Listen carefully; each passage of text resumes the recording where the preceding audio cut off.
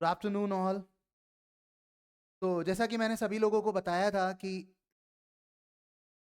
In the last lecture we just discussed about the pure permanent magnet as well as straight current carrying wire.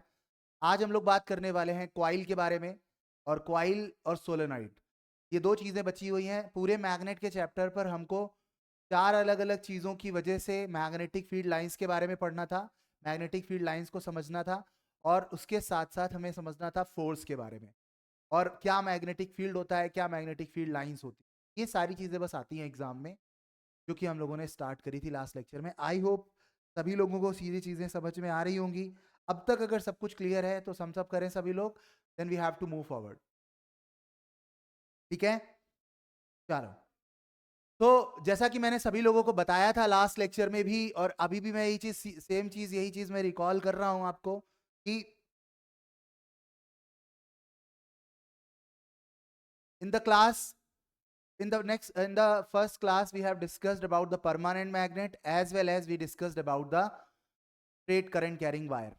Permanent magnet के case में हमने discuss किया था अभी तक जो हमने पढ़ा, चीज के बारे में हल्का सा रिकॉल कर दे रहा हूं मैं, ताकि सभी लोगों को चीजें याद रहें क्या क्या हम लोगों ने पढ़ी थी।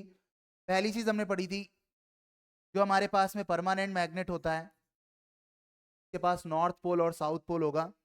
नॉर्थ पोल और साउथ पोल के केस में I have told you last time कि नॉर्थ पोल और साउथ पोल के केस में magnetic field line closed curved path होते हैं, क्लोज्ड कर्व लाइंस होती हैं जो एक दूसरे को इंटरसेक्ट नहीं करती हैं।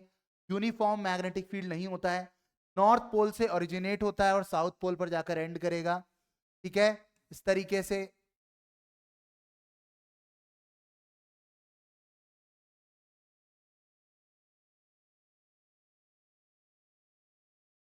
These are the magnetic field lines.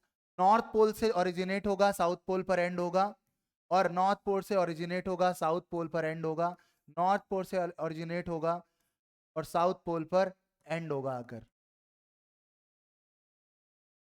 Right, so these are the magnetic field line in the case of permanent magnet. Second case हमने पढ़ा। अच्छा, अब ये मैग्नेटिक फील्ड लाइन कैसे बनाते हैं ये भी हम सब लोग जानते हैं पहले से ही।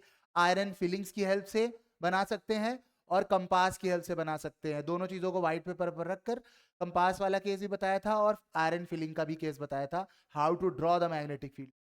मैग्नेटिक फील्ड लाइन की बेसिक कंसेप्ट भी बताए थे। जहां मैग्नेटिक फील्ड लाइन क्लोज होंगी वहां स्ट्रेंथ ज्यादा होगा, जहां मैग्नेटिक फील्ड लाइन दूर दूर होंगी वहां पर स्ट्रेंथ जो होगा मैग्नेटिक फील्ड का कम होगा।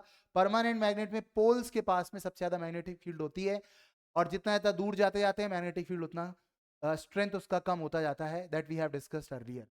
इसके साथ साथ हमने पढ़ा था current carrying wire, straight current carrying wire. ये वायर इतनी लेंथ का नहीं है, इसको बोला जाता है कि ये इन्फिनिटी लेंथ का वायर है। कितने लेंथ का? इन्फिनिटी लेंथ का एक वायर है। बट इन्फिनिटी लेंथ के वायर होने के बावजूद भी हम लोग यहाँ पर अभी इसको एक एल लेंथ का मान के चल रहे हैं, राइट। तो जो भी वायर होता है वो एल लेंथ ऐसे नहीं होता, इसमें करंट कहीं से आई होगी, तो कोई ना कोई एक सर्किट, कोई ना कोई एक सर्किट जरूर रहा होगा, तभी इसमें करंट आई होगी। हाँ, इस सर्किट को नहीं ड्रॉ कर रहे हैं क्योंकि उसकी जरूरत नहीं है अभी हमें, right. But it is very very important, the current in the wire will be always due to the power source, due to the closed circuit. If the closed circuit is not there, then current will not be there, yes or no? तो यहाँ पर circuit में current I है तभी wire में current है, otherwise wire में current नहीं होता। अब वायर में अगर करंट होगा तो इसकी वजह से सर्कुलर मैग्नेटिक फील्ड सर्किल्स की फॉर्म में होगी।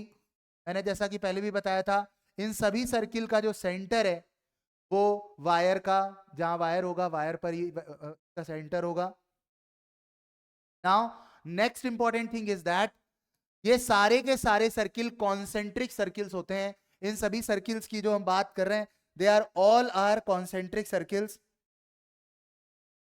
दे ऑल आर कॉन्सेंट्रिक सर्किल। सारे के सारे सर्किल कैसे हैं? कॉन्सेंट्रिक सर्किल हैं, जिनका सेंटर वायर ही है। और इन सभी सर्किल की बात में करूं तो जितना जितना ज्यादा दूर जाते जाओगे, जितना ज्यादा दूर जाते जाओगे मैग्नेटिक फील्ड की स्ट्रेंथ उतनी कम होती जाती है। वी हैव डिस्कस्ड अर्लियर, जो मैग्नेटिक फील्ड होता है वो डिस्टेंस के, मतलब रेडियस और distance, you can say centre से डिस्टेंस तक इनवर्सली प्रोपोर्शनल होता है। जितना ज्यादा दूर पॉइंट होगा उतना कम मैग्नेटिक फील्ड होगी। और मैग्नेटिक फील्ड की स्ट्रेंथ जो होती थी बी, यहाँ पर जो बी है वो मैग्नेटिक फील्ड की स्ट्रेंथ को रिप्रेजेंट कर रहा है. B is the strength of magnetic field and it is directly proportional to the current in the wire also. If the more current is there, more magnetic field will be there. जितना ज्यादा current होगा उतना ज्यादा magnetic. ये बात सबको पता होनी चाहिए. आई थिंक यहां तक सबको समझ में आ गया था लास्ट लेक्चर की क्लास में. If everything is fine, tell me yes or no. Okay. Now next is very important topic today, which is the magnetic field pattern due to circular loop. यहां पर आज हम बात करने वाले हैं सर्कुलर लूप की. अब लूप कैसे बनाते हैं मैंने पहले भी आपको बताया था. अगर आप एक वायर लो, ठीक है, ध्यान देना, यहां जो वायर हम ले रहे हैं वो इस तरह से वायर ले रहे हैं कि जब हम वायर को ऐसे करके मोड़ते हैं, मतलब स्ट्रेट वायर था हमारे पास में तरीके का, अब उसको हमने हटाकर इसको मोड़ दिया इस तरीके से. वही वायर है, बस इसको ऐसे करके मोड़ा गया है, सर्किल की फॉर्म में मोड़ दिया गया है. अब मोड़ कर ऐसे ज्वाइन तो कर नहीं देंगे, क्योंकि मोड़ने के बाद उसको बैटरी से तो जोड़ना ही पड़ेगा ना. यस और नो. इसको जैसे हम बैटरी से जोड़ते थे उसी तरह इसको भी हम किससे जोड़ेंगे, बैटरी से ही जोड़ेंगे करंट लाने के लिए वायर में. Right everyone. सो यहां पर भी वही सिचुएशन है, जैसे स्ट्रेट वायर में करंट होता था वैसे ही सर्कुलर वायर में भी करंट है, बट इसको अब हम सर्कुलर लूप बोल दे रहे हैं. एक बड़ी बात. दूसरी, यहां पर हम बहुत सारे राउंड भी लगा सकते हैं. कैसे?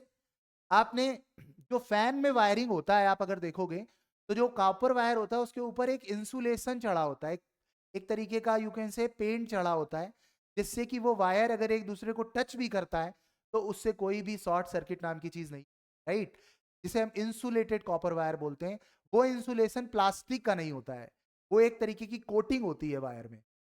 I have told you earlier this thing. अब उन वायर को आपस में हम क्या करते हैं, मैंने मान लो कोई सिलेंड्रिकल सी चीज ली, मोटी सी सिलेंड्रिकल सी चीज ली, और उसी पर वायर लपेटते गए लपेटते गए लपेटते गए, और लपेटने के बाद उसे दो वायर, दो एंड बाहर निकल आ गए. मतलब मैंने एक वायर को पहले बाहर निकाल लिया और फिर उसके बाद उसके ऊपर लपेटना चालू किया, लपेटते गए, और फिर दूसरा जो एंड आया, दो एंड आ गए, और दोनों एंड को, और फिर वो जो क्वाइल बनी उस क्वाइल में फिर हमने क्या कर दिया, उसको अच्छे से एक सर्कुलर लूप बनाकर तैयार कर लिया. और उसके दो एंड बचेंगे, दो एंड बचेंगे, और उन दोनों एंड से बैटरी को कनेक्ट करेंगे. Then you will make a circular loop. बताओ यहां तक सबको समझ में आ रहा है सर्कुलर लूप के बारे में? Everything is it fine all? What is the meaning of circular loop here? Circular loop जब हम बनाते हैं then we have to focus that हमने एक स्ट्रेट वायर को लेना है और उसको किसी चीज के ऊपर लपेटना है, रैप करना है. जैसे से आप रैप करोगे, रैप करते करते करते करते करते लास्ट में दो एंड आपके पास आएंगे, एक स्टार्टिंग वाला और एक रैप करके लास्ट वाला. जब दोनों एंड को आप किसी बैटरी से कनेक्ट करोगे तो वो लूप में एक करंट आ जाएगी. Right. Now the problem in the straight wire और in the loop, what is the difference between them, that is very very important. क्योंकि जो केवल सिंगल वायर था उसमें एक ही वायर था और उसी में जो करंट जा रही थी. लेकिन लूप में क्या हुआ, जो क्वाइल हैं वो बहुत ज्यादा हो जा रही हैं, जिससे हम स्ट्रेंथ बढ़ा सकते हैं. Now listen carefully all. जब हमने मैग्नेटिक फील्ड स्ट्रेंथ एक करंट कैरिंग वायर से बना लिया तो अब लूप की क्यों जरूरत पड़ी? क्योंकि हम उतनी बड़ी स्ट्रेंथ नहीं ला पा रहे थे, उतनी स्ट्रॉन्ग मैग्नेटिक फील्ड, उतनी स्ट्रॉन्ग मैग्नेटिक फील्ड की स्ट्रेंथ नहीं प्रोड्यूस कर पा रहे थे एक स्ट्रेट वायर के थ्रू. जब हमने उसको लूप में कन्वर्ट किया, एक राउंड लगाया, दो राउंड लगाए, लूप बनाने के बाद हमने उसमें क्वाइल की जो नंबर है वो बढ़ाते गए बढ़ाते गए बढ़ाते गए. वी हैव सीन दैट कि किस तरीके से हम वहां पर मैग्नेटिक फील्ड बढ़ा पा रहे हैं, स्ट्रेंथ बढ़ा पा रहे हैं, मोर स्ट्रेंथ ऑफ मैग्नेटिक फील्ड में मिल. एंड यही चीज हमें चाहिए होती है जब हम फैन बना रहे होते हैं. तो फैन में हमें बहुत तेजी से रोटेशन चाहिए, बहुत स्ट्रॉन्ग फील्ड चाहिए, तभी तो फैन तेजी से घूमेगा ना. यस और know all? Is it fine?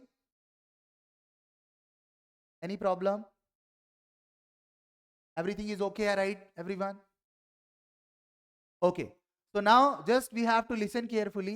Magnetic effect of current increases if instead of using a straight wire, the wire is converted into circular loop. मतलब यहां पर यह है कि अगर हम स्ट्रेट वायर से जब मैग्नेटिक फील्ड बना रहे थे और अब हम लूप से बना रहे हैं, सर्कुलर लूप से बना रहे हैं, तो स्ट्रेंथ जो मैग्नेटिक फील्ड का है वो बढ़ जा रहा है, इंक्रीज हो जा रहा है। And that is the objective of this topic here. I think सभी को समझ में आया है। अब इस चीज को जरा गौर से देखो, यहां पर इस चीज को समझना थोड़ी देर से। मेरे पास में यहां पर एक वही, जैसे पहले हमने बताया था, एक हमारे पास में कार्डबोर्ड है या एक पेपर है। वहां पहले हमने सिंगल होल किया था, तुम्हें याद होगा, हमने एक सिंगल होल किया था जिसके जरिए हमने वायर को यहां पर एंटर करवाया था। याद है सभी को? मतलब इसमें यहां पर एक होल कर लें और उसमें वायर को एंटर कर दें, वैसे यहां एंटर किया था। अब चूंकि यहां पर एक लूप है तो हमें दो होल की जरूरत है, एक मैंने यहां पर और एक यहां पर। ठीक, अब ध्यान दो, ये हमारा इस तरीके से सर्कुलर लूप आया है।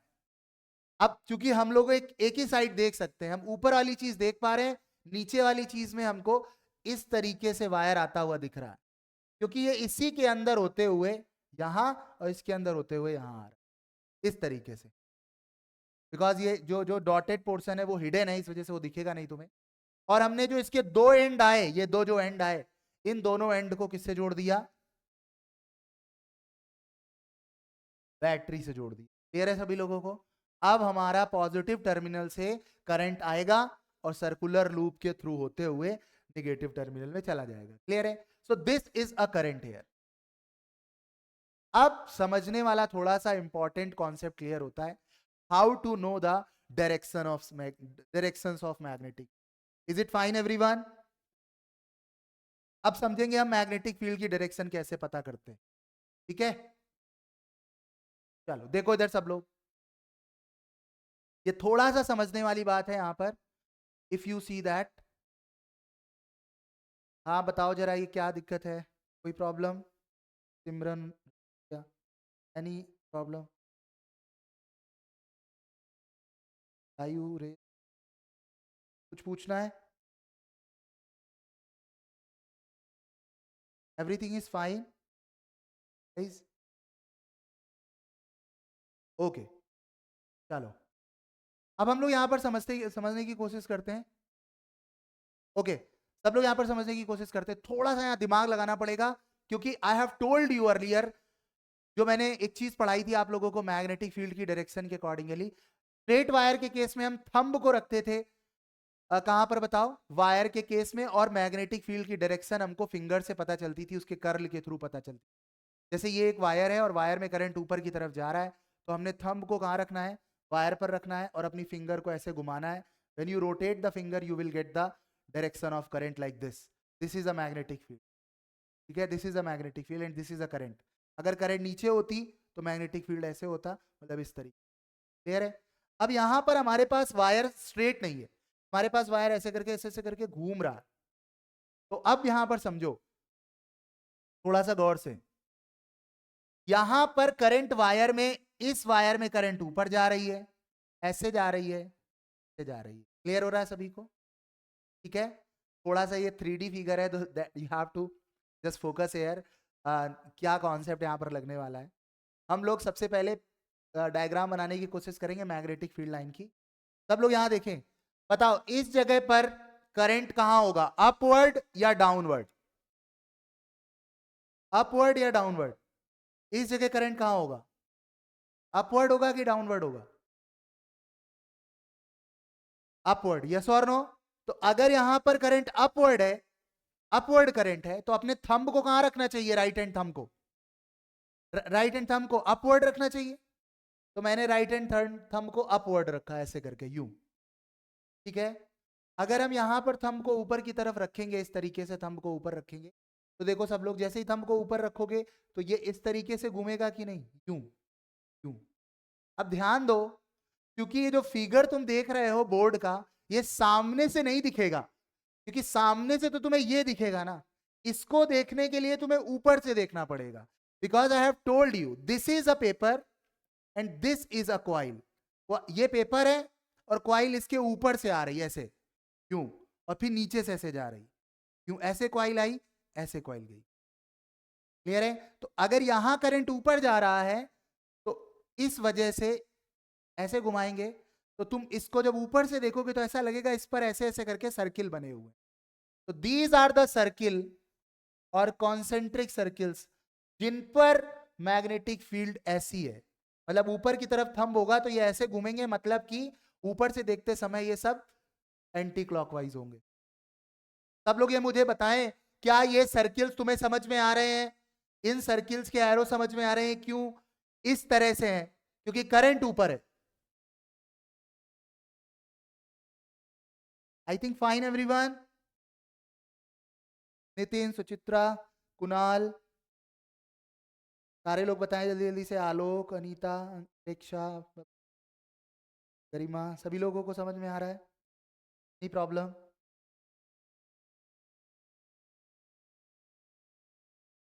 Very good. Now listen carefully everyone. अब हम लोग देखते हैं इस वाले वायर को, थोड़ा सा और गौर से समझते हैं। तो होगा क्या चीज यहां पर, जो ये एंड है जो यहां पर, क्योंकि मैग्नेटिक फील्ड लाइन तो हम पेपर पर ही बनाएंगे, मैग्नेटिक फील्ड लाइन हम पेपर पर बनाएंगे, पेपर पर ही तो ड्रॉ करोगे ना। तो पेपर पर जो वायर जा रहा है वो ये वाला वायर है, और पेपर पर जो वायर जा रहा है वो ये तो हवा में है, ऊपर है, तो उससे तो मैग्नेटिक फील्ड लाइन ड्रॉ करेंगे नहीं अभी हम। तो पेपर पर ड्रॉ करेंगे, तो पेपर पर ड्रॉ करने के लिए एक तो यहां ड्रॉ हो जाएगी।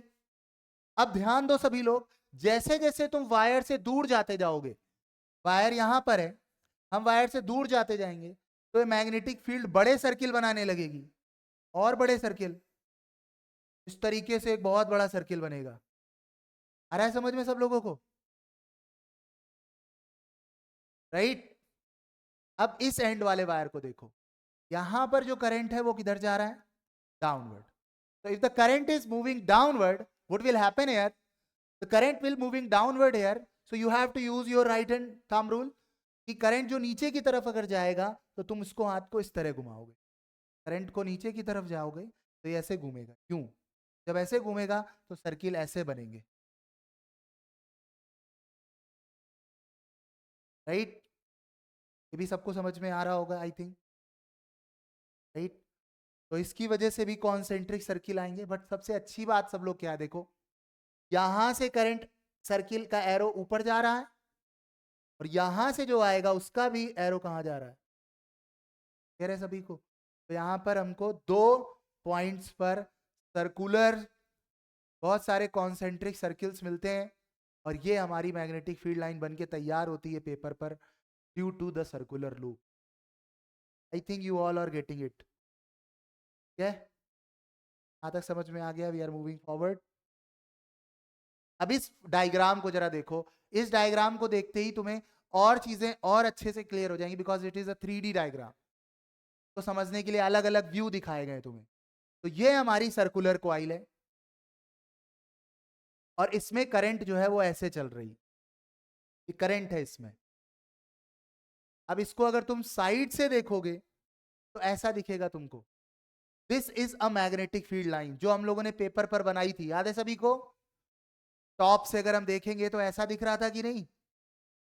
और जो वायर होगा वो सामने से ऐसे करके, करंट यहां पर नीचे, यहाँ क्रॉस बना हुआ है, यहाँ क्रॉस बना हुआ है, तो क्रॉस का मतलब हुआ कि करंट बोर्ड के अंदर है, और यहाँ डॉट बना है, इसका मतलब है करंट बोर्ड के बाहर है। मतलब बाहर से करंट आई, तरीके से करंट आई और बोर्ड के अंदर गई और फिर बाहर से आई, राइट? It fine all? अब इस चीज को नहीं समझ पा रहे तो यहां देखो, अपने राइट हैंड रूल का यूज करेंगे क्योंकि करंट देखो, करंट इधर जा रही है, तो जैसे ही हम अपने राइट हैंड रूल का यूज करेंगे, करंट को इधर रखेंगे, तो देखो फिंगर ऐसे आ रहा है, मतलब यहां पर बाहर बाहर की तरफ मैग्नेटिक फील्ड निकलेगा तरीके से। जब देखो थंब को इधर रखोगे और इसको ऐसे घुमाओगे तो ये जो फिंगर है वो बाहर की तरफ आ रही है। इस वजह से देखो सब सर्किल के अंदर मैग्नेटिक फील्ड की लाइन सब डॉट डॉट में बनाई गई, क्योंकि वो मैग्नेटिक फील्ड लाइन बोर्ड के बाहर आ रहा है। लेकिन जैसे ही ऊपर जाएगा, जैसे ही ऊपर जाएगा वो बोर्ड के अंदर हो जाएगा। क्लियर है? तो हमने एक चीज ऑब्जर्व करी कि इस पूरे मैग्नेटिक फील्ड को अगर हम लोग गौर से देखें तो बोर्ड के जो सर्किल के अंदर है वो magnetic field outside the board है, और बाहर जो है वो magnetic field inside the board. Clear है? इस तरह का व्यू भी देखकर हम मैग्नेटिक फील्ड लाइन को समझ सकते हैं। और करंट को बोर्ड के अंदर और बाहर करते हैं तो देखो, करंट अगर बोर्ड के बाहर है, करंट बोर्ड के बाहर है, तो ये फिंगर ऐसे घूमेगा, क्यों? तो मैग्नेटिक फील्ड लाइन ऐसे होंगी। यहां करंट बोर्ड के अंदर है तो मैग्नेटिक फील्ड लाइन ऐसे होंगी।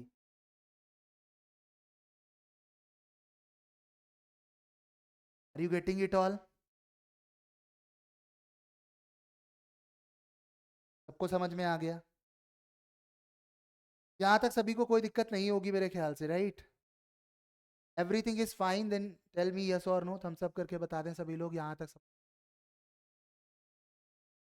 कल की क्लास का जो वीडियो था वो थोड़ा सा करप्ट हो गया था, because automatic power shut down होने की वजह से वीडियो जो था वो रिकॉर्ड नहीं हो पाया था। दैट्स वाई वो मैंने अपलोड नहीं किया। ठीक है, आज का वीडियो मैं पूरी कोशिश करूंगा कि अपलोड कर दूं। ठीक है, don't worry, price multi, but एक बार में समझने की सबको जरूरत है। चलो, very good, now we are moving forward, आगे बढ़ते हैं।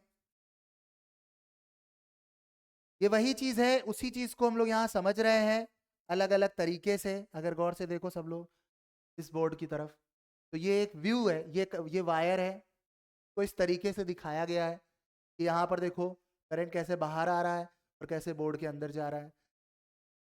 और इसी चीज को हमने यहाँ समझाने के लिए, जैसे इसको टिल्ट करके दिखाया गया, इसको सीधा करके दिखाया गया है, क्योंकि करंट बाहर आ रही है तो इस वजह से यहाँ डॉट है, यहाँ करंट बोर्ड के अंदर जा रही है इस वजह से यहाँ क्रॉस है। अब अगर करंट बाहर आएगा तो सिंपल सी बात है, कैसे मैग्नेटिक फील्ड लाइन बनाएंगे? सब लोग बना सकते हो। यहाँ पर करंट बाहर की तरफ आ रहा है तो मैग्नेटिक फील्ड लाइन ऐसे होंगी, मतलब सर्किल ऐसे बनेंगे। अब बस सर्किल बड़े करते जाने हैं तो एक समय ये बिल्कुल स्ट्रेट आ जाएगा, और इसमें इधर की तरफ इसमें ऐसे बड़े बड़े सर्किल ऐसे बना, ठीक है। नाउ यहां पर अगर बनाते हैं तो बोर्ड के अंदर करंट जा रहा है तो अपने फिंगर को हम ऐसे घुमाएंगे, यूं। बोर्ड के अंदर जा रहा है करंट तो इस तरह घुमाएंगे, तो सर्किल यहाँ पर भी आएगा, लेकिन इस पर मैग्नेटिक फील्ड की तरफ यहाँ पर ऐसे करके बड़े बड़े सर्किल सब में,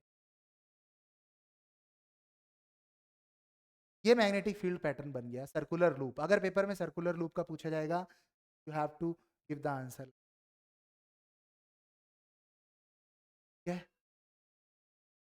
now this is a formula जो एग्जाम में नहीं आएगा, तुम्हें इसको बस कुछ पॉइंट के हिसाब से हमें समझने की जरूरत है कि जैसे मैंने सबको बताया था, एक अगर हमारे पास में वायर है, ये फॉर्मूला नहीं आएगा, कोई भी ध्यान रखे इस चीज को, डोंट वरीड अबाउट इट, बस इसको हम कुछ समझने के लिए, कुछ सेंस लेने के लिए मैं यहाँ पर बता रहा हूँ।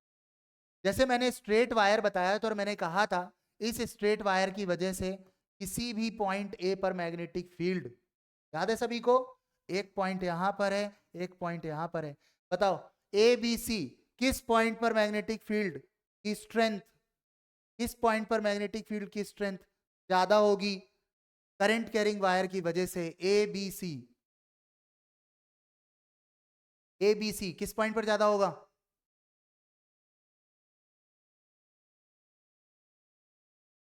सबको पता चल रहा होगा, क्योंकि point A is nearer to the wire then magnetic field will be more, but point B थोड़ा दूर है, सी और ज्यादा दूर है, तो मैग्नेटिक फील्ड की स्ट्रेंथ कम होती जाती है। अब इसी स्ट्रेट वायर को अगर हम क्वाइल बना दें इस तरीके से, और आर रेडियस की ये क्वाइल है, इसकी वजह से किसी पॉइंट पी पर मैग्नेटिक फील्ड, किसकी वजह से बताओ सभी लोग, एक्स डिस्टेंस पर क्या होगा, वो जानने की जरूरत है हमें। तो हमको सबको पता है कि पी पर जो मैग्नेटिक फील्ड आएगी उसकी वैल्यू होती है इस फॉर्मूले से पता, जबकि मैंने आप सबको बताया था करंट कैरिंग वायर के केस में बी बराबर म्यू नॉट आई, सबको याद है सब लोगों को, देखो ये फॉर्मूला हम लोगों ने डिस्कस किया था करंट कैरिंग वायर में, mu naught I upon 2 pi r. तो mu naught upon mu naught I upon 2 pi r हमने पढ़ा था, याद है सभी लोगों को मेरे ख्याल से, राइट? वहां पर आई और आर हमें बता रहा था कि आर कितना दूर है, आर कितना पास है, ठीक है, जिसकी वजह से हम लोगों ने मैग्नेटिक फील्ड। अब के केस में सर्कुलर लूप है, तो x डिस्टेंस पर मैग्नेटिक फील्ड का फॉर्मूला ये होता है, बट हमें ये नहीं याद करना है। समझ गए? हमें इसमें समझने की जरूरत है कि जो b है की वैल्यू जो निकल कर आएगी किसी x डिस्टेंस पर, एक्सेस, इसकी एक्सेस जो है उस एक्सेस पर, जैसे ये कोई सर्कुलर क्वाइल है और उसकी ये सेंटर पर एक एक्सेस होगी, जिस एक्सेस पर हम कोई भी पॉइंट ले सकते हैं। ये एक सर्कुलर क्वाइल है, उसकी ये एक्सेस है, और उस एक्सेस पर किसी भी x डिस्टेंस पर अगर हम पॉइंट P लेते हैं तो वहां magnetic field mu naught upon 4 pi 2 pi n, I is the current in the loop, R is the radius of the loop, x is the distance from the center of the loop to the particular distance the axis। अब इस पूरे फॉर्मूले में अगर तुम गौर से देखो तो जो b एक्सेस पर आ रहा है वो, ये सब तो सब किसी काम के नहीं है क्योंकि ये सब हमारे लिए कांस्टेंट ही है, बट जो b एक्सेस की वैल्यू आ रही है वो n के डायरेक्टली प्रोपोर्शनल है। मतलब जितनी ज्यादा कॉइल होंगी उतना ज्यादा स्ट्रेंथ होगा, जितनी ज्यादा रेडियस, मतलब रेडियस के स्क्वायर के भी डायरेक्टली प्रोपोर्शनल है और x के भी है। बट चूंकि हमारा जो सिलेबस है 10th का उसमें चीजें लिमिटेड है, अभी यही से चीज एक्सटेंड होगी 12th क्लास में, तो हमें इसी के थ्रू कुछ चीजें समझनी है। But I am just changing the topic here. हम लोग सेंटर पर, मतलब जो हमारा एक्सेस है उस एक्सेस पर ना लेकर, अगर हम एक्सेस उसके सेंटर पर बात करें, अगर हम x की वैल्यू 0 ले लें, magnetic field at the centre of coil अगर देखें तो ये हमारी कॉइल है और इस पर करंट I है। सबको पता है करंट ऐसे है, तो अपने करंट को इस तरह रखेंगे, अपने थंब को करंट की डायरेक्शन में रखेंगे and you will get the magnetic field line. But इस डायग्राम से हमें समझ में आ रहा है कि जब हम सेंटर पर होंगे, जब हमारा x 0 होगा, x जब 0 होगा तो हम अपने पुराने वाले फॉर्मूले में अगर जाएं और यहां x की वैल्यू 0 रख देंगे तो तुम लोग देखोगे कि ये x स्क्वायर 0 हो जाएगा और यहां बचेगा r स्क्वायर की पावर 3/2, तो r क्यूब हो जाएगा, और r क्यूब और r स्क्वायर कैंसिल हो जाएंगे तो नीचे r बचेगा, और 4 पाई से 2 पाई कैंसिल हो जाएगा। तो जो नया फॉर्मूला आने वाला है वो आने वाला है ये n into mu naught into I upon 2r। इस चीज से तुम लोग को साफ साफ दिख रहा होगा कि जैसे जैसे हम x बढ़ा रहे थे, जैसे जैसे हम x क्या कर रहे थे, बढ़ा रहे थे फॉर्मूले में, तो मैग्नेटिक फील्ड घट रहा था। और सही बात है, कॉइल से जितना दूर जाओगे, कॉइल से जितना दूर जाओगे, जैसे वायर से दूर जाते थे वैसे कॉइल से दूर जाओगे, x की वैल्यू बढ़ाओगे, कॉइल की एक्सेस पर सेंटर से दूर जाओगे, x की वैल्यू ज्यादा रखोगे, तो मैग्नेटिक फील्ड की वैल्यू तुम्हें कम मिलेगी कि नहीं, और धीरे धीरे धीरे करके खत्म हो जाएगी। सबसे ज्यादा बताओ सभी लोग, जल्दी जल्दी फास्ट फास्ट सारे लोग आंसर देंगे। More magnetic field will be there, कहां पर सबसे ज्यादा मैग्नेटिक फील्ड होने वाला है, कॉइल पर। कॉइल की एक्सेस पर सबसे ज्यादा मैग्नेटिक फील्ड कहां होगा? अगर ये कोई कॉइल है और इसकी ये एक्सेस है और यहां पर अलग अलग पॉइंट है, सबसे ज्यादा मैग्नेटिक फील्ड कहां होगा कॉइल पर? At the centre of the coil, because x will be 0। इसके लिए x 0 है, बट इसके लिए कुछ ना कुछ x है, इसके लिए और बड़ा x है, इसके लिए और बड़ा x है। जितना ज्यादा दूर जाओगे कॉइल से उतना कम मैग्नेटिक फील्ड स्ट्रेंथ होगा, तो सेंटर पर मैग्नेटिक फील्ड सबसे ज्यादा होता है। Very very good everyone. Now हमने जो ये लिखा हुआ है फॉर्मूला, ये लिखा हुआ है सेंटर पर मैग्नेटिक फील्ड का, मतलब जो 0 पर ये वैल्यू तुम देख रहे हो, ये बी सेंटर की है। कहां की है बताओ सभी लोग? बी सेंटर की है, सेंटर पर मैग्नेटिक फील्ड है। अब इस मैग्नेटिक फील्ड के फॉर्मूले को देखोगे तो पता चल रहा होगा जो ये बी मैक्सिमम है, सेंटर वाला जो है, सेंटर पर जो फील्ड है वो डायरेक्टली प्रोपोर्शनल है नंबर ऑफ कॉइल के। बी जो सेंटर पर है वो डायरेक्टली प्रोपोर्शनल है करंट के। बी जो सेंटर पर है वो इनवर्सली प्रोपोर्शनल है आर के। And these are the very important thing you have to write in board exam. आप बोलोगे कि सर अगर मैं एक क्वाइल लेता हूं सर 10 सेंटीमीटर रेडियस की, एक क्वाइल लेता हूं 5 सेंटीमीटर रेडियस की, और मैंने एक क्वाइल में सॉरी एक लूप में 10 क्वाइल ले रखी है, मतलब 10 चक्कर लगा रखे हैं, एक वायर को 10 बार लपेटा है, और 5 सेंटीमीटर रेडियस का क्वाइल है हमारे पास, और एक और क्वाइल है जो 5 सेंटीमीटर रेडियस का है, बट मैंने उसमें 50 क्वाइल कर रखी है, मतलब मैंने 50 चक्कर लगा रखे हैं, ऐसे दो सर्कुलर लूप बनाए, दोनों में करंट हम सेम दे रहे हैं, है ना, दोनों में करंट सेम है. बताओ मैग्नेटिक फील्ड की स्ट्रेंथ किसमें ज्यादा होगी? जिसमें ज्यादा क्वाइल होंगी. 50 क्वाइल जिसमें थी उसमें उसकी वजह से सेंटर पर मैग्नेटिक फील्ड, और जो 10 क्वाइल थी उसकी वजह से सेंटर पर मैग्नेटिक, 50 क्वाइल वाले केस में मैग्नेटिक ज्यादा होगा, क्योंकि 50 क्वाइल मैग्नेटिक फील्ड की स्ट्रेंथ को बढ़ाएगा.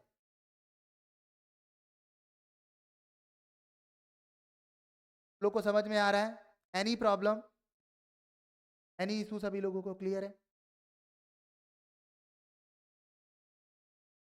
चलो, तो यहां से समझ में आया कि मैग्नेटिक फील्ड की strength N is number of coil, जितनी ज्यादा क्वाइल होंगी उतना ज्यादा मैग्नेटिक. वाह.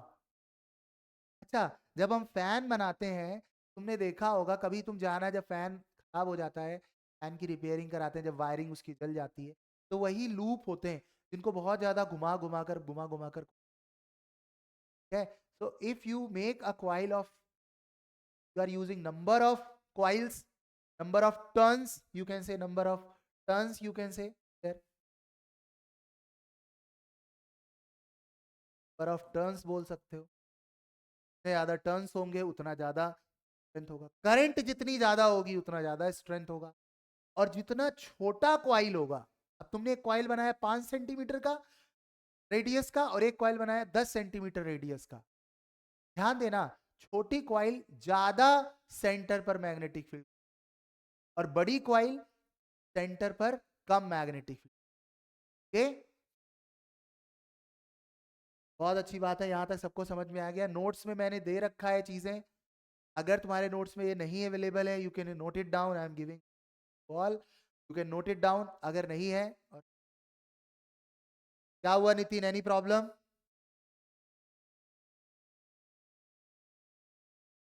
तो यहां तक सबको समझ में आ गया? मोहित, रितिका, राहुल, सारे लोग जो,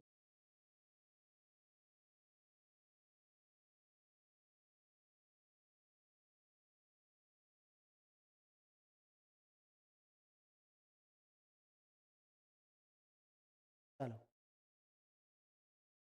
तो यहां से हम इसी चीज को सम अप करेंगे कि मैग्नीट्यूड और strength of magnetic field produced by the current carrying loop at its centre, at its centre exam में लिख कर आएंगे. तो पहली बात लिखेंगे कि magnetic field is directly proportional to the current passing through the loop B centre I के directly proportional. By increasing the current flowing through it the coil strength of magnetic field will increase. ठीक है, magnetic field की strength बढ़ेगी centre पर अगर हम current बढ़ा देंगे तो. दूसरा, जितना छोटा रेडियस रखेंगे, inversely proportional to the radius of circular loop और सर्कुलर वायर जो हम बना रहे हैं, by decreasing radius of the coil strength of magnetic field will increase. Third is very important, directly proportional to the number of coil. More number of turns, देखो यहां पर इस कॉइल को देखो, यहां पर 3 टर्न लगाए गए, 1 2 3. नंबर ऑफ टर्न्स जितने ज्यादा होंगे, by increasing number of turn in the wire strength of magnet will, that I have told you. चलो, अब थोड़ा सा हम समझते हैं मैग्नेटिक फील्ड की चीजों को समझते हैं. यहाँ पर कौन सा तरीका हम अप्लाई करते हैं मैग्नेटिक फील्ड की डायरेक्शन को समझ. उससे पहले हम लोग यहाँ पर देखने जा रहे हैं क्लॉक फेस रूल. देखेंगे सभी लोग, कॉइल में और सोलेनॉइड में क्लॉक फेस रूल हम लगाते हैं, जिसके जरिए हम मैग्नेटिक डायरेक्शन को आइडेंटिफाई, किधर की तरफ क्या होगा.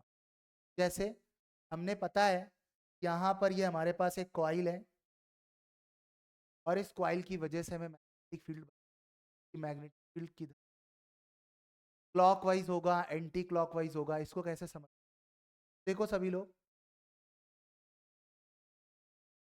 क्लॉकवाइज एंटी क्लॉकवाइज तो हमने राइट एंड थंब रूल से समझ ही लिया था, आई थिंक सभी को समझ में आ गया होगा। करंट की डायरेक्शन में थंब रखो, फिंगर को रोटेट करो, you will get the direction. But थोड़ा सा यहाँ ध्यान देने की जरूरत है कि जैसे हमारे पास परमानेंट मैग्नेट होता था तो वहां नॉर्थ पोल और साउथ पोल आते थे कि नहीं आते थे? देखो थोड़ा सा ध्यान दो, यहाँ पर सारे लोग गौर से समझेंगे। परमानेंट मैग्नेट था तो मैग्नेटिक फील्ड थी और नॉर्थ पोल और साउथ पोल था, क्योंकि हर एक मैग्नेट का एक पोल जरूर होता है। अगर मैग्नेटिक इफेक्ट है तो मैग्नेट रहा होगा, वो मैग्नेट परमानेंट मैग्नेट भी हो सकता है और वो मैग्नेट कोई आर्टिफिशियल मैग्नेट भी हो सकता है, टेम्पररी मैग्नेट भी हो सकता है, जैसे कि हम कॉइल वाले हैं।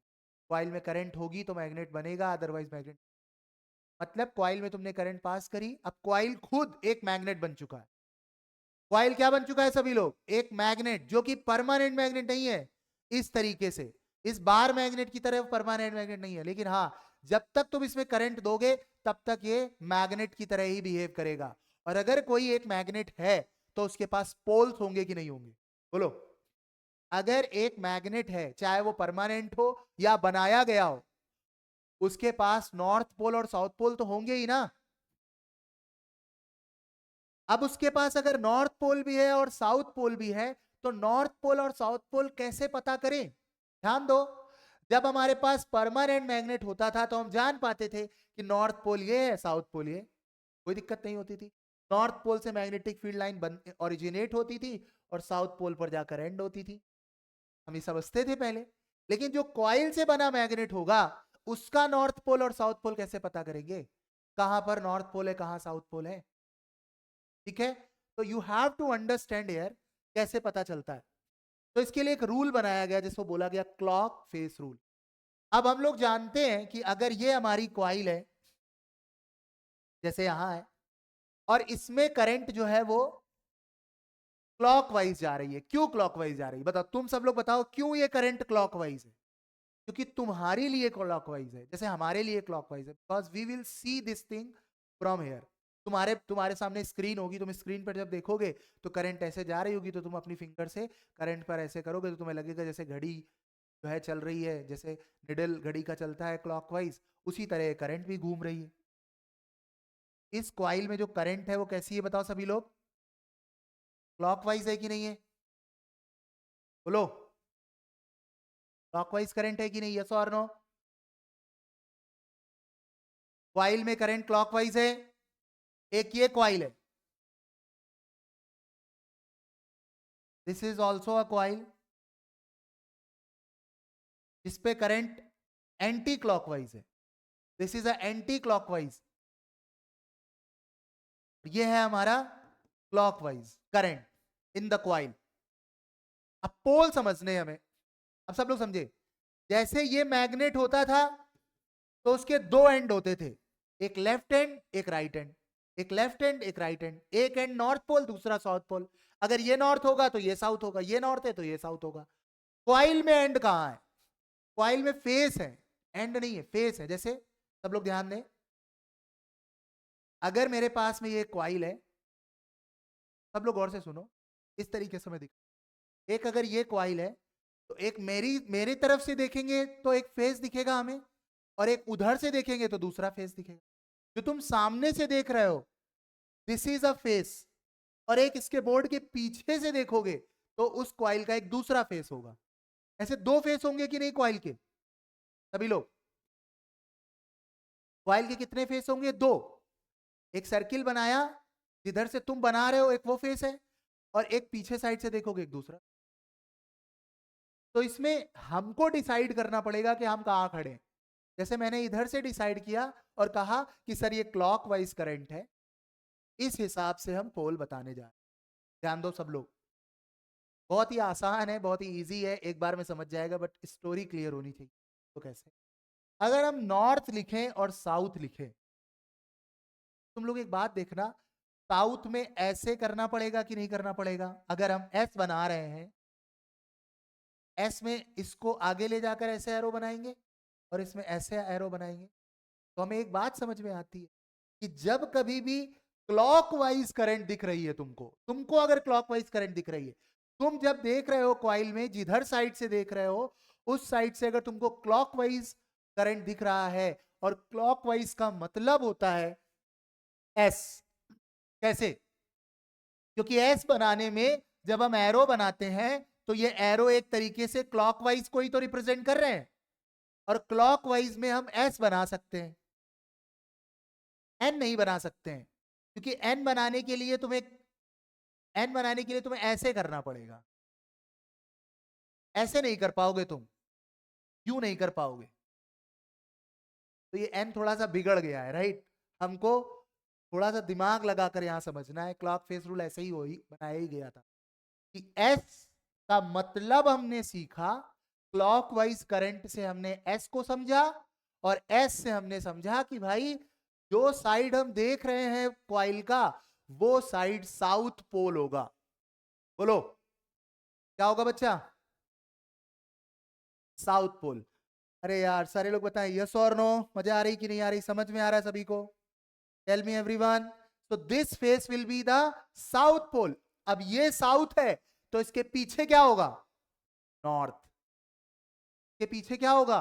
North pole. इधर साइड क्या है? South pole. एक कॉइल ये है जिस पर करंट एंटी क्लॉकवाइज है, तो एंटी क्लॉकवाइज होगी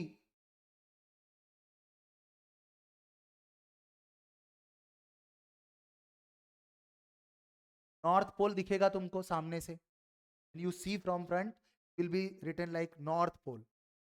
यहां ये जो सामने से तुम देख रहे हो ये नॉर्थ पोल है, उसके पीछे क्या है? South pole. सब लोग जल्दी जल्दी बताएं यस और no. Everything is fine all? यहां तक सबको क्लियर हो रहा है? कोई दिक्कत परेशानी नहीं है?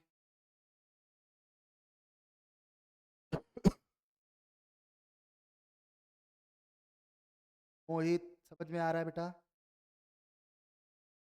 चलो बहुत अच्छी बात है। हम लोगों ने यहाँ पर सीखा अभी कि नॉर्थ पोल और साउथ पोल क्या है। ठीक है? तो according to the clock face rule, look at one face of circular wire through which current is passing. Number one, if the current around the face is circular coil flows in clockwise, then that face of the circular coil will be the south pole. क्योंकि clockwise से S बनाते हैं, और S के जब and में हम arrow बनाते हैं तो ये इस चीज को रिप्रेजेंट कराता है कि ये क्लॉकवाइज है।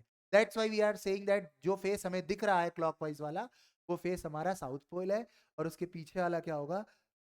नॉर्थ पोल हो जाएगा। वो फिगर में दिख रहा होगा, this is a north, right. क्योंकि इसमें एंटी क्लॉकवाइज है तो ये एन बनता हुआ दिख रहा है। This is N. N means north magnet. तो हर एक मैग्नेट के पास पोल होते हैं, चाहे वो परमानेंट मैग्नेट हो, चाहे वो कॉइल के थ्रू करंट पास करके मैग्नेट बनाया गया हो।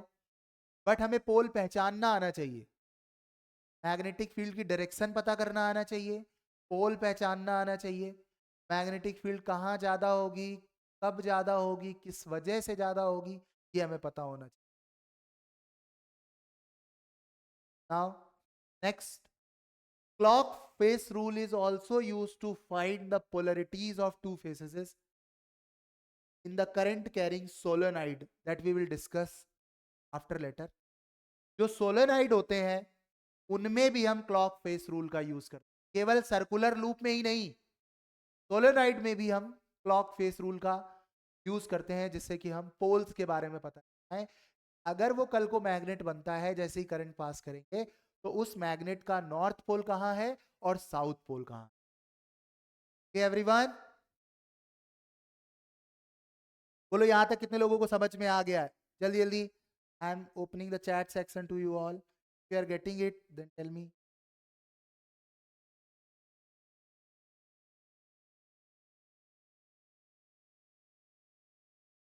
आई थिंक एवरीवन इज ज्वाइंग।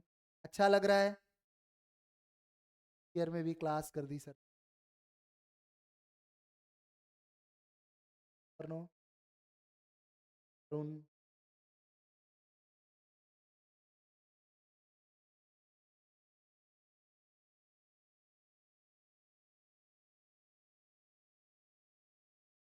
आ रही होगी ना? तो ऐसा तो नहीं लग रहा है? बोलो।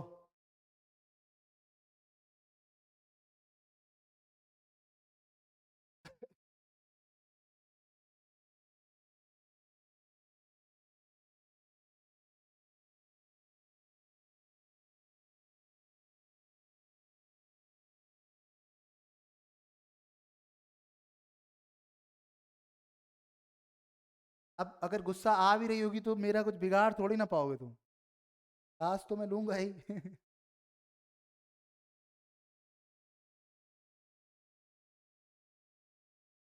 क्लास तो ले, देखो पढ़ना भी जरूरी है ना।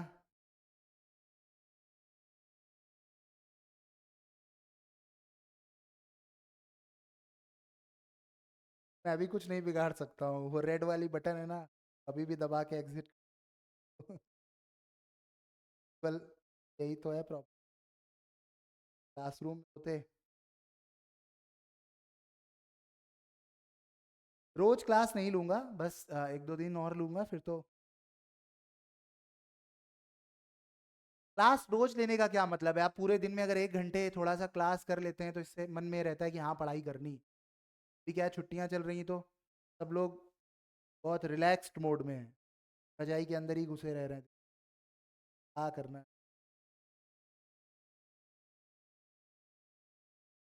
और खुशखबरी की तो बात ये है कि तो चीज़ 31 तक होने वाली थी छुट्टियाँ, वो एक्सटेंड होके 4 तारीख 5 तारीख हो गई। क्या आ गया तुम?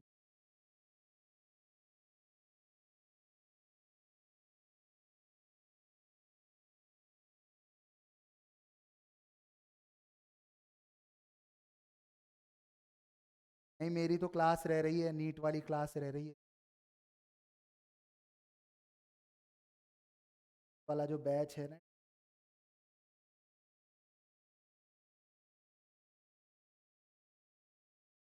बिल्कुल बनाएंगे।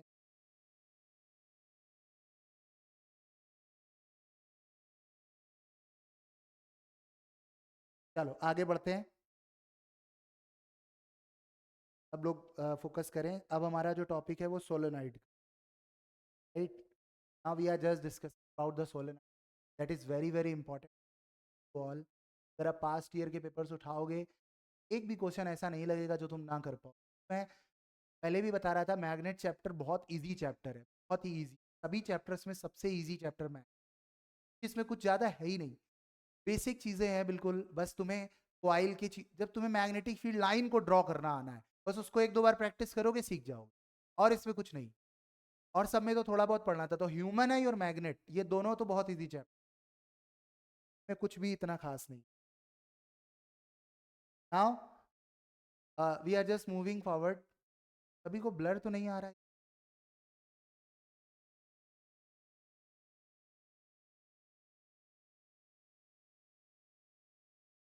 अब सब लोग यहाँ पर समझने की कोशिश करेंगे सोलेनाइड क्या होता है। What is the solenoid? It is a long coil containing a large number of closed turn of insulated copper wire. I have told you earlier, जब भी हम कॉइल बनाते तो इंसुलेटेड कॉपर वायर की जरूरत पड़ती, बट ये इंसुलेशन प्लास्टिक का नहीं है, ठीक है ना? It's a coating on the wire, copper wire के ऊपर एक कोटिंग कर देते हैं। It is a long coil containing a large number of close turn of insulated copper wire. वे कैसे बनाए जाते हैं जिससे हमारा सोलेनॉइड बनता है?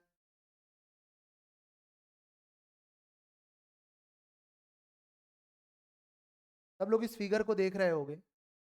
हमने एक क्या करी, स्टील की एक रॉड ली और उस रॉड के ऊपर बहुत सारे वायर को ऐसे ऐसे करके लपेट दिया, देख रहे हो? इस तरीके से टर्न्स कर दिए। ये जो कॉइल को टर्न कर रहे हैं, में हम टर्न बढ़ा सकते हैं। जो हमारी सर्कुलर कॉइल हुआ करती थी, उसमें सारे कॉइल जो थे वो एक ही जगह पर लपेटे जा रहे थे। जब हमने एक ही जगह पर रिंग, जैसे रिंग जानते हैं हम लोग, सब लोग बिल्कुल रिंग की तरह हम लोग सर्कुलर लूप बनाते थे। जैसे ये रिंग है, उस रिंग की तरीके सर्कुलर लूप है ना। बट सोलेनॉइड जो बनाते हैं वो एक रॉड के ऊपर, एक रॉड है, इसी के ऊपर तार को हम क्या करते हैं, लपेटते हैं। जैसे तुम लोगों ने बचपन में एक एक्सपेरिमेंट किया होगा, 6th 7th क्लास में, कील लेते हैं हम लोग, एक आयरन नेल लेते हैं और उस नेल के ऊपर तार लपेट देते हैं। खूब सारा तार लपेट देंगे और तार लपेटने के बाद उसके जो दो एंड निकल कर आते हैं, उसको हम बैटरी से जोड़ देते हैं, तो वो जो कील होती है वो एक मैग्नेट बन जाती है। कील को, उस पूरे सिस्टम को बोलते हैं सोलेनाइड, और उसी को बोला जाता है electromagnet also. Are you getting it all? ठीक है। अब सबसे जरूरी चीज यहां पर क्या है कि यूनिफॉर्म मैग्नेटिक फील्ड जो है जनरेट होती है हमारे सोलेनॉइड में, जबकि हमने सर्कुलर क्वाइल भी देखा, सर्कुलर लूप देखा, स्ट्रेट करंट कैरिंग वायर देखा, के साथ साथ हम लोगों ने परमानेंट मैग्नेट भी देखा। इन सब की वजह से यूनिफॉर्म मैग्नेटिक फील्ड नहीं मिलता था, बट यहां पर यूनिफॉर्म मैग्नेटिक फील्ड हमें मिलता है, जो कि हमारा ये केस, राइट। नेक्स्ट, कहां यूज होता है ये uniform magnetic field? MRI system में। सब लोग जानते होंगे एमआरआई, मैग्नेटिक रेजोनेंस इमेजिंग, जो कॉन्सेप्ट है जिसके जरिए हमारी बॉडी के जो इंटरनली कहाँ पर क्या प्रॉब्लम आ रही है, इसके लिए डॉक्टर रिकमेंड करते हैं टेस्ट को, राइट टेस्ट बोलते हैं। वहां पर इस यूनिफॉर्म मैग्नेटिक की जरूरत, हमारी बॉडी में यूनिफॉर्म मैग्नेटिक फील्ड अप्लाई की जाती है, जिससे हम इमेजेस ले पाते हैं और इंटरनली बहुत ही माइन्यूट लेवल की क्या प्रॉब्लम है वो हम जज कर। तो उस मैग्नेटिक फील्ड को क्रिएट करने के लिए परमानेंट मैग्नेट से तो होगा नहीं, सर्कुलर लूप से तो होगा नहीं, स्ट्रेट करंट कैरिंग वायर से तो होगा नहीं, सोलेनॉइड से हो। We will make a solenoid system in the MRI machine. जब हम एमआरआई कराने जाते हैं तो हमें लिटाया जाता है एक, और ऊपर से कवर्ड होता है, उस पूरे सिस्टम में एक अरेंजमेंट होता है इस इलेक्ट्रोमैग्नेट का, जिसे हम सोलेनॉइड बोलते हैं। पूरा एक सेटअप होता है, ये थ्योरी है, जब प्रैक्टिकली देखोगे ऐसा बिग है। कहाँ कहाँ सोलेनॉइड यूज होता है? वॉशिंग मशीन्स में यूज होता है, कि वॉशिंग मशीन में पल्सेटर होता है। अगर तुमने देखा होगा कपड़े जब हम धुलते हैं तो वो इस तरह घूमता है, फिर इस तरह घूमता है, ऐसे करता है कि नहीं, राइट। तो पल्सेटर के केस में अगर हम देखें तो वहां पर हम लोग इस सोलेनॉइड का यूज करते हैं। एंड वॉशिंग मशीन है, हम लोग security system, door locking system में भी यूज करते हैं इसका, heating coil cooling system control करने में भी यूज करते हैं, जहां पर एयर और लिक्विड को कंट्रोल करा जाता है। और इसके अलावा कहीं पर जो कंट्रोल वॉल्व हैं उनको भी इलेक्ट्रिकली हम कंट्रोल करते हैं। तुम लोगों ने देखा होगा कुछ स्विचेस ऐसे होते हैं जिनको हमें हाथ से ऑन और ऑफ करना पड़ता है, right. But some of the switches are there जो इलेक्ट्रिकली ऑन और ऑफ किए जाते हैं, वहां पर हम इलेक्ट्रोमैग्नेट का यूज करते हैं। सब लोगों ने एक तो चीज याद ही होगी, कभी नहीं भूल सकते हो, जैसे तुम एमआरआई मशीन जैसे नहीं भूल सकते हो, वॉशिंग मशीन नहीं भूल सकते हो, इसी तरीके से है एमसीबी। कितने लोगों को याद है एमसीबी पढ़ाया था? Miniature circuit breaker, miniature circuit breaker. जो मिनिएचर सर्किट ब्रेकर होता है, एमसीबी जो होती है, वहां पर भी सब लोग अगर ध्यान दो तो क्या चीज जरूरी है? जैसे ही एक लिमिट से ज्यादा करंट जब एंटर करती थी तो एमसीबी ऑटोमेटिकली ट्रिप कर जाता था, जिससे कि शॉर्ट सर्किट और मतलब जिससे कि फायर जनरेट ना हो और शॉर्ट सर्किट ना हो। तो ये क्यों रोकता था, कैसे रोकता था? इसके अंदर एक पूरा का पूरा सोलोनाइड सिस्टम होता है, इलेक्ट्रोमैग्नेट का सिस्टम होता है। जैसे ही करंट पास होती है, मोर करंट पास होती है, वैसे ही इलेक्ट्रोमैग्नेट से मैग्नेटिक फील्ड क्रिएट होती है, और मैग्नेटिक फील्ड से एक फोर्स बनता है, और जिस फोर्स के जरिए किसी चीज को अट्रैक्ट कर लिया जाता है, और उस अट्रैक्ट करते ही एमसीबी ट्रिप हो जाता है। मतलब you can apply the force with the help of solenoid. मतलब मुझको अगर कोई फोर्स लगाना है, अपने हाथ से नहीं लगाना है, तो हम इलेक्ट्रोमैग्नेट की मदद लेकर वो फोर्स लगवा सकते हैं। बस हमें करंट पास करवानी, इलेक्ट्रोमैग्नेट की वजह से मैग्नेटिक फील्ड बनेगा और फोर्स क्रिएट होगा, और उस फोर्स से तुम स्विच ऑन करो, वॉशिंग मशीन चलाओ, जो करना है वो कर सकते हो। फोर्स को बनाना ही इलेक्ट्रोमैग्नेट का काम है। एमसीबी में भी वही फोर्स बनाकर एमसीबी को ट्रिप किया जाता है। इसी चीज का यूज हम करते हैं जो हमारी आप सब लोगों ने देखी होंगे, हमारे घर में बेल होते हैं जिसे हम इलेक्ट्रिक बेल बोलते हैं। इलेक्ट्रिक बेल, इलेक्ट्रिक बेल में भी किसका यूज करते हैं हम लोग? इलेक्ट्रोमैग्नेट्स और सोलेनॉइड का यूज करते हैं। वहां पर भी इसी तरीके से एक फोर्स क्रिएट होता है, जिसकी वजह से जो हैमर है वो गोंग पर फोर्स लगाता है और बेल बजती है। ठीक है ना? आ रहा है समझ में सब लोगों को? तो these are the concepts are there, you can see this video to learn it.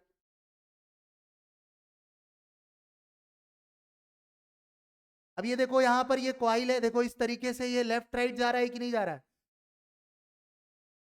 क्योंकि उसके अंदर देखो इस तरीके से, ये देखो हमने कॉइल के अंदर देखो फोर्स लग रहा है, सब लोग को दिख रहा होगा यहां तक, राइट। तो जो ये फोर्सेस लगते हैं इस पर, लेफ्ट और राइट जा रहा है ये, because of the magnetic field और मैग्नेटिक फील्ड की स्ट्रेंथ। और ये जो रेड कलर का वायर देख रहे हो, this is a copper wire, जिसे सोलेनोइड बोलते हैं। और ये अंदर एक रॉड है जिसके ऊपर ये लपेटा गया है, और रॉड में एक मैग्नेटिक फील्ड की वजह से फोर्स क्रिएट होता है, जिससे वो लेफ्ट और राइट जाता है, जैसे जैसे हम करंट की डायरेक्शन को, और उसी को हम बोलते हैं सोलेनोइड। ये जो रेड कलर का पोर्शन है, ये पूरा का पूरा एक सोलेनोइड, जो you can make at your home.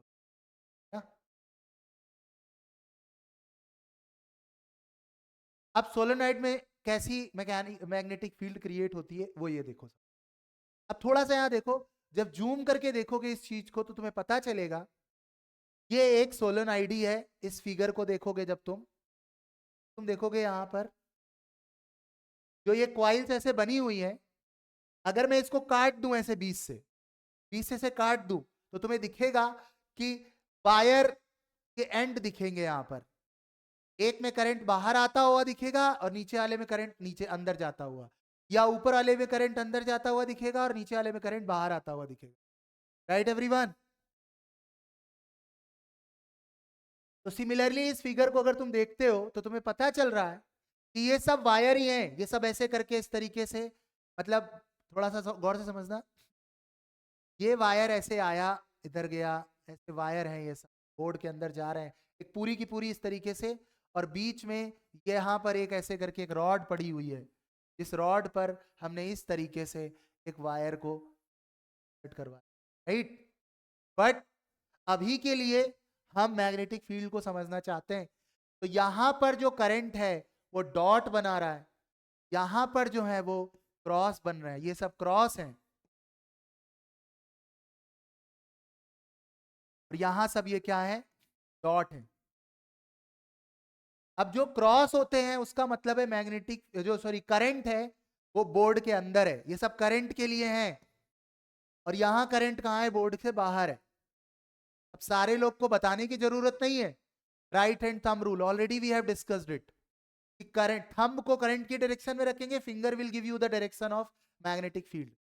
अब देखो सब लोग, हमने थंब यहां रखा बोर्ड के अंदर, तो बताओ ऐसे आ रहा है कि नहीं आ रहा है, यूं, यूं, बोलो सभी लोग।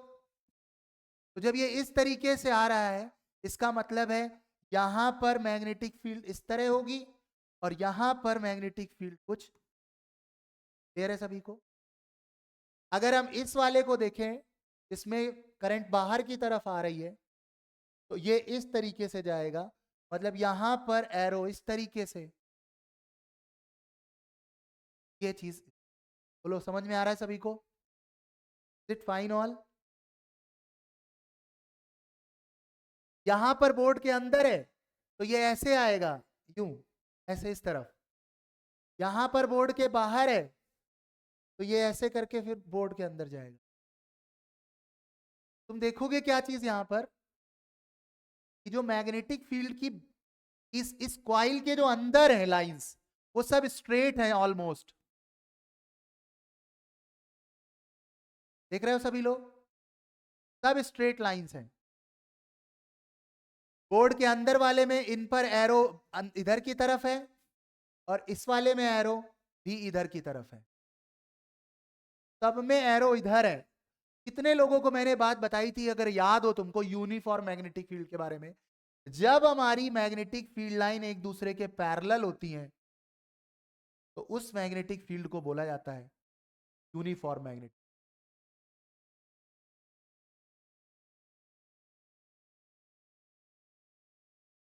नहीं आया क्या समझ में, नेवर अलाइव प्लीज, क्या हो गया भाई, इतना बड़ा डब्बे जैसा क्यों आ रहा है ना। कितने लोगों को समझ में आया कि सोलेनोइड में यूनिफॉर्म मैग्नेटिक फील्ड यहां पर आ रही है, पूरा यूनिफॉर्म मैग्नेटिक, और ऊपर देखो मैग्नेटिक फील्ड,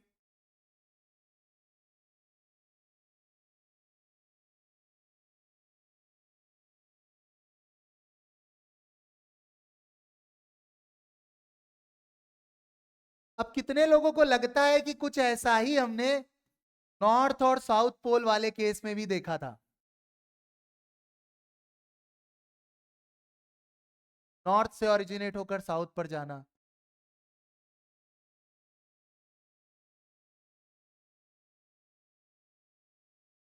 कितने लोगों को याद है? इसका केस और इसका केस एक ही जैसा है कि नहीं है?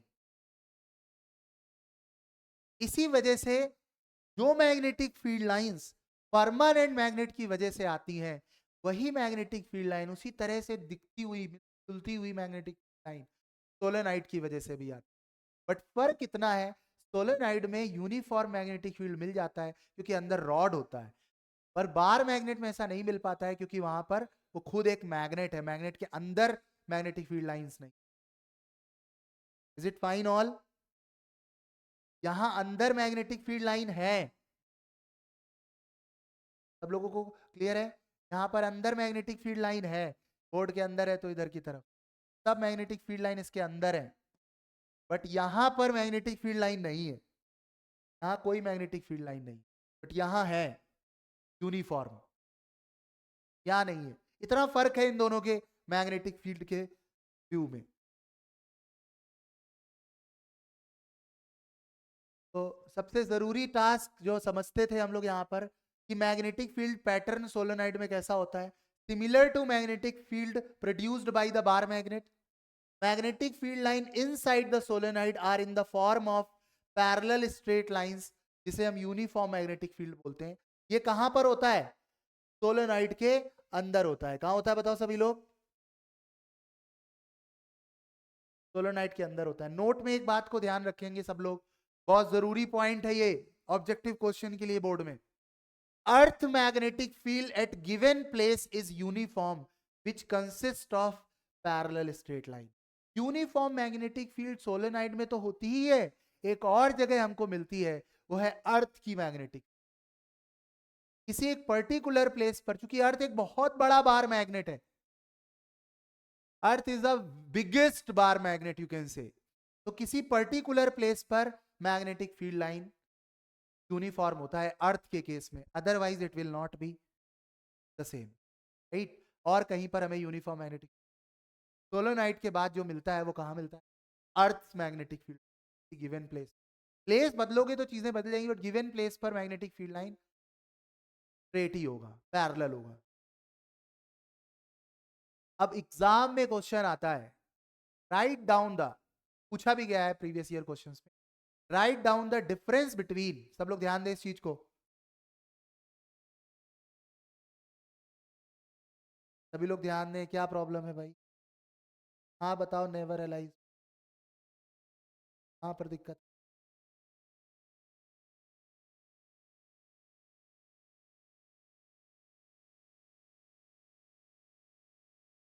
सभी लोग एक बार जल्दी से यस और नो में रिप्लाई कर दें चैट सेक्शन में, इफ एवरी, बस थोड़ी देर हम लोग और क्लास करेंगे, 4:30 के बाद, 4:30 पे एंड करेंगे क्लास, राइट?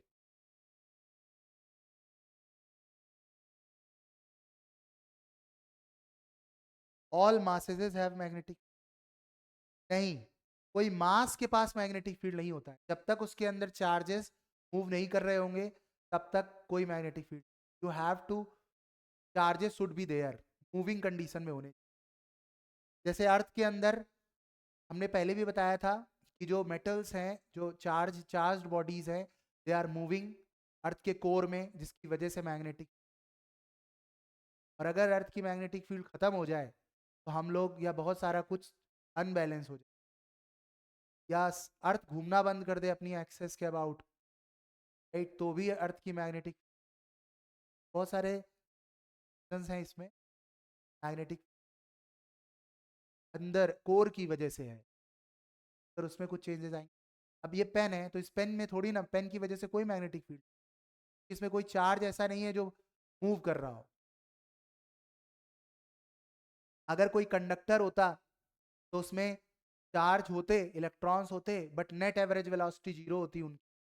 जब तक तुम उसमें करंट नहीं दोगे तब तक, जब तक तुम पोटेंशियल डिफरेंस नहीं क्रिएट करोगे तब तक पर्टिकुलर डायरेक्शन में चार्ज मूव नहीं होगा, और करंट नहीं आएगी, करंट नहीं आएगी तो और कोई चीज परमानेंट मैग्नेट्स पहले से ही है, उनके अंदर इंटरनली जो डोमेन्स हैं वो इधर उधर बिखरे हुए हैं, एक सेट डायरेक्शन में है पोलर, जैसे कि परमानेंट मैग्नेट। कुछ ऐसे स्टोन्स भी आते हैं ग्रीस में, ग्रीस में ऐसे स्टोन्स पाए जाते हैं जैसे लोडेड स्टोन बोलते हैं उन्हें, जिनमें मैग्नेटिक इफेक्ट होता है। वो पत्थर ही ऐसे होते हैं जो मैग्नेट ही होते हैं, बट बहुत वीक मैग्नेट होते हैं। और बहुत सारे ऐसे मैग्नेट्स हैं जो एज अ मिनरल की फॉर्म में हमें मिलते हैं, जिनमें मैग्नेटिक है। वैसे कोई ऑब्जेक्ट पर मैग्नेट हम नहीं बोल सकते, राइट। का परमानेंट मैग्नेट का होना जरूरी है, या तो करंट की वजह से वो टेम्पररी मैग्नेट। बिल्कुल, अर्थ भी डीमैग्नेटाइज हो सकती है, उसके लिए बहुत सारी चीजें हैं, वो बड़े लेवल पर चीजें। ऐसा तुमने पढ़ा होगा कि अर्थ की अगर एक्सेस के अबाउट रोटेट करना बंद कर दे, सब कुछ अनबैलेंस हो जाए, हम लोग नहीं रह पाएंगे अर्थ की, मैग्नेटिक फील्ड्स डिस्ट्रॉय होने लगेंगी, हमारा जो डे साइकिल है वो सब डिस्टर्ब हो जाएगा, बहुत सारी चीजें हो। तो डीमैग्नेटाइज करना इतना आसान नहीं है और को, but nothing is impossible, right.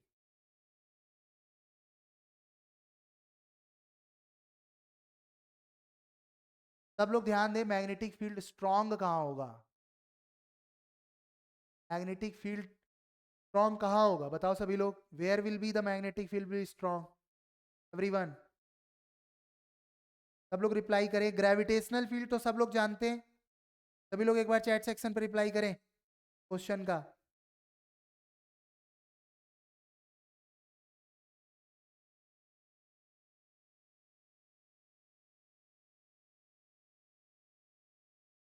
Everyone, कहाँ पर मैग्नेटिक फील्ड सबसे ज्यादा होती होगी, कोई बता सकता है? पवन, गरिमा, कुणाल, दिन, even, tell me, where will be the magnetic field will be strong?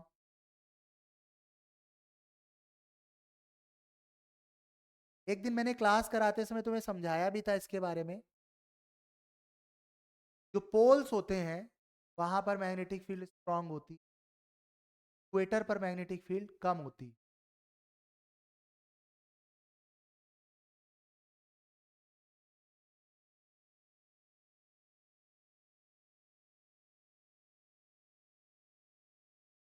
नहीं नहीं भाई, स्ट्रांग सेंटर पर कहाँ कर दो, स्ट्रांग सेंटर पर नहीं होता है मैग्नेटिक, मैग्नेटिक फील्ड स्ट्रांग होता है उसके पोल्स पे, क्योंकि कोई भी अर्थ है वो एक बार मैग्नेट ही है, और हम मानते हैं कि बार मैग्नेट का एक एंड पोल पर है, नॉर्थ पोल पर, दूसरा साउथ पोल, है जैसे ये बार मैग्नेट है, इसको हम अर्थ मान लें अगर, तो अर्थ के पोल पर मैग्नेटिक फील्ड स्ट्रांग, के सेंटर पर नहीं होगा। चलो, आई थिंक सबको समझ में आ गया यहां तक।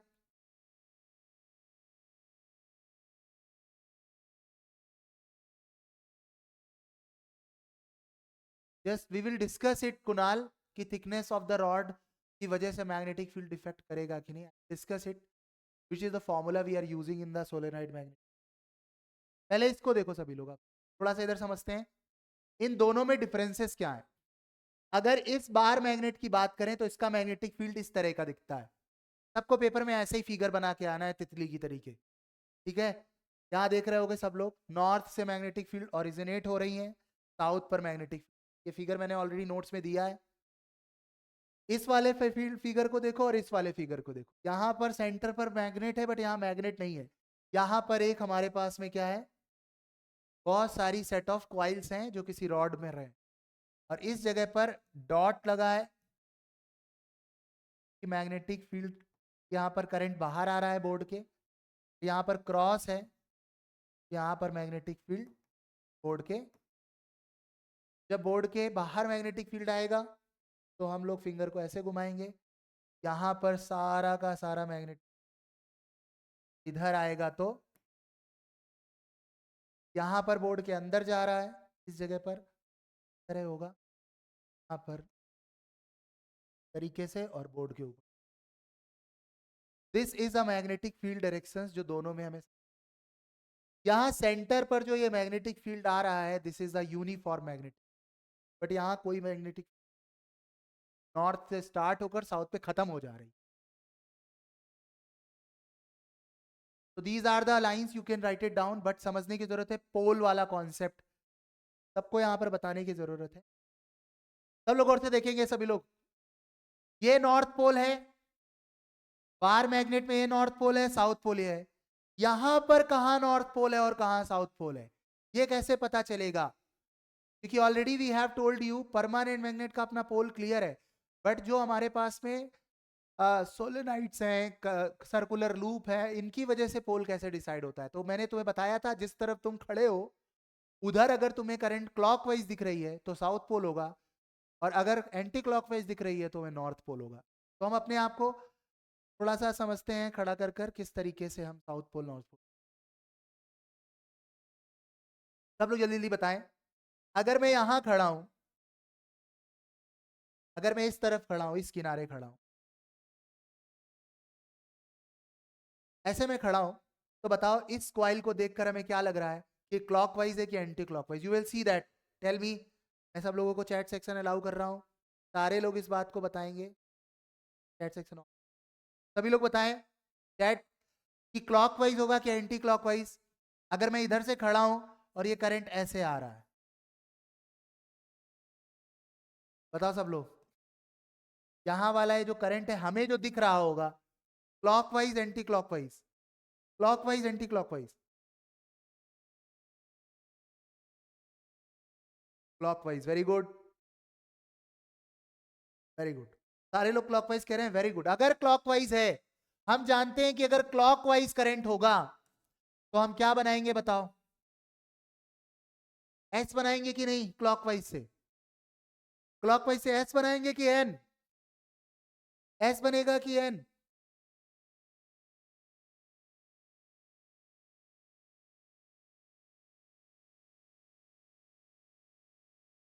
एस बनेगा कि एन? सभी लोग बताएं।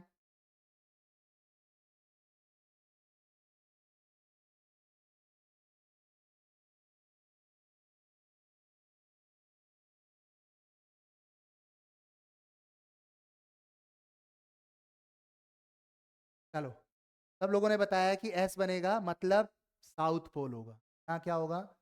South pole. और अगर इधर साउथ पोल है तो इस तरफ कौन सा पोल होगा? क्या लोगों ने क्वेश्चन पूछा है, all the metals are magnetic. ऐसा नहीं है बच्चा, सारे मेटल मैग्नेटिक नहीं होते। दो मेटल मैग्नेटिक होते हैं, आयरन की प्रॉपर्टी, आयरन, निकिल, कोबाल्ट, ये सब magnetic. Metals are not. Copper magnetic है क्या? चुंबक को, मैग्नेट को हम चिपका पाएंगे क्या? कॉपर में चिपका पाएंगे क्या? बोलो, से पूछा था क्वेश्चन, नहीं चिपका सकते। तो आयरन होना जरूरी है, निकिल का होना जरूरी, कोबाल्ट का होना। जो परमानेंट मैग्नेट हम यूज करते हैं, I will tell you after later कैसे बनाया जाता है, किन मटेरियल्स का, लास्ट में पढ़ाऊंगा वो टॉपिक में। अभी ये चीज समझ में आ गई है। अब मुझे इस वाले क्वेश्चन का आंसर बताओ, टॉप पर नॉर्थ पोल होगा या साउथ पोल होगा? इस जगह पर नॉर्थ पोल होगा या साउथ पोल होगा? अगर हम यहां खड़े हैं, यहां खड़े हैं हम लोग, बताओ यहां पर नॉर्थ पोल होगा कि साउथ पोल होगा?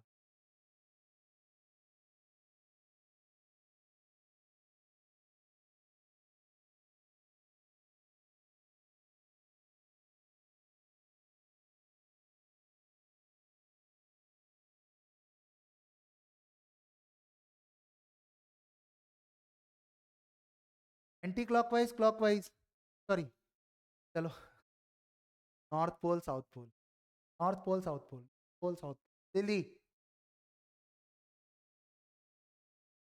दो लॉजिक है इसमें, दो लॉजिक से तुम आंसर दे सकते हो। अभी सबका रिप्लाई नहीं आया, नॉर्थ पोल साउथ पोल। चलो एक का आया, never alive please, north, north. और सब लोग फास्ट फास्ट आंसर करें, सभी लोग, टाइम हो रहा है।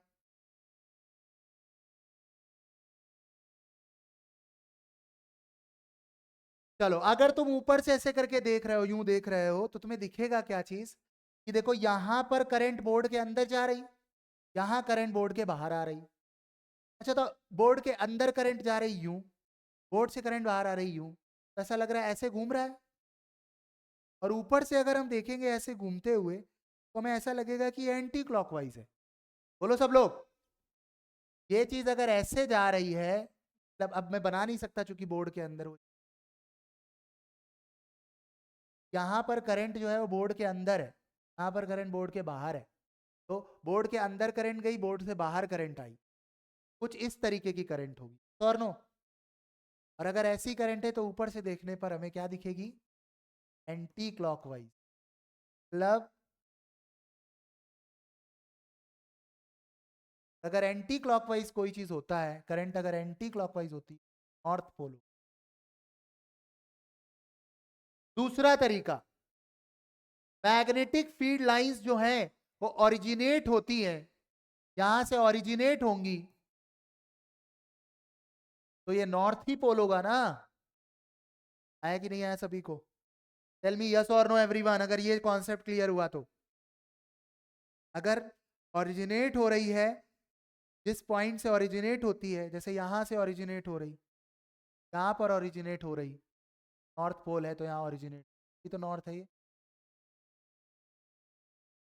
तो दो तरीके हैं जज करने के, या तो तुम मैग्नेटिक फील्ड लाइन ड्रॉ कर लो और फिर देख लो कि ओरिजिनेट किधर से हो रहा है, या तो फिर तुम करंट की डायरेक्शन से।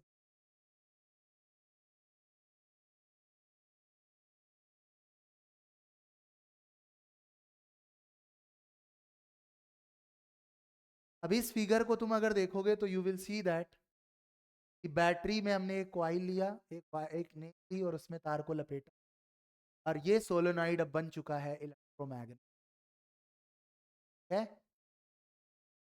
The magnet formed is an electromagnet, the solenoid is used for making electro, यही होता है इलेक्ट्रोमैग्नेट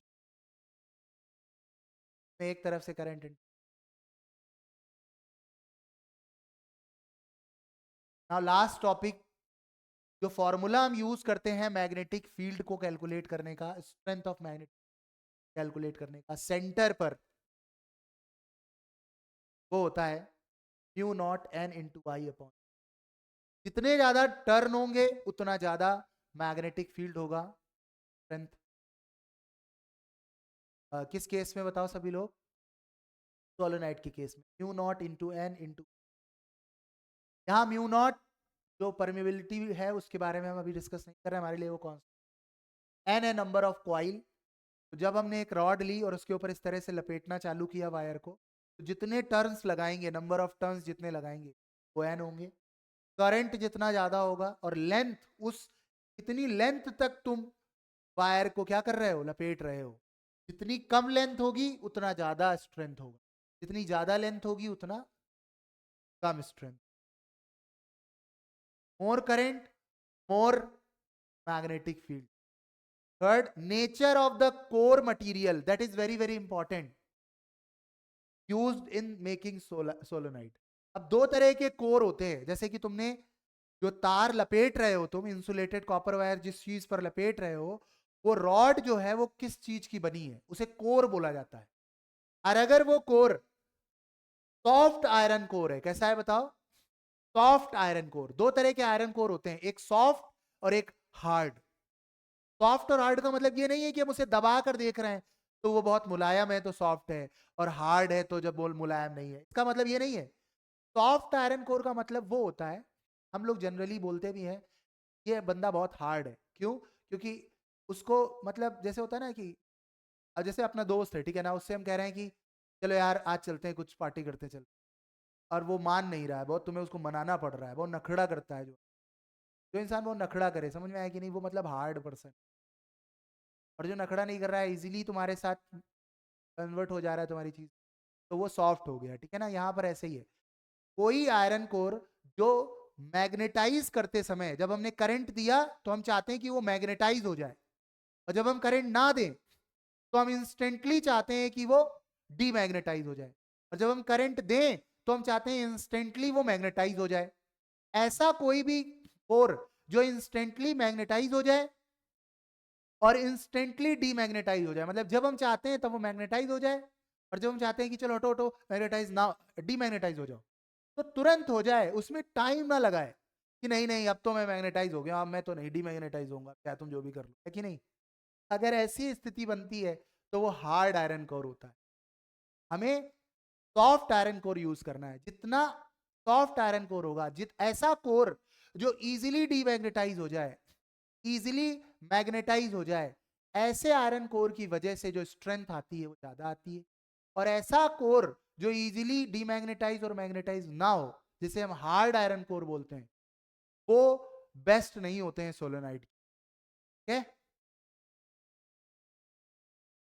एंड लेंथ, जितना ज्यादा लेंथ होगा उतना कम स्ट्रेंथ होगा। देखो यहां पर सोलेनाइड का लेंथ कम है, यहां सोलेनाइड का लेंथ ज्यादा है।